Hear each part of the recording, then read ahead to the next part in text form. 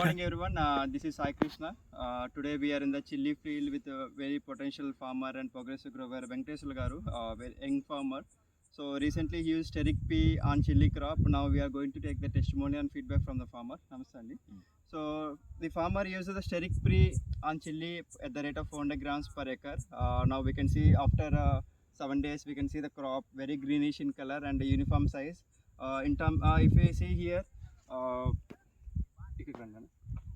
if we see here, we can see more number of leaves, branches, and bushy. The farmer needs this time. Farmer needs the bushy type of structure. So Steric P gives you strong root system and more number of leaves. We can see very greenish color, and all plants are uniform size. We can see there is no problem in the abiotic stress or something. The farmers are very happy.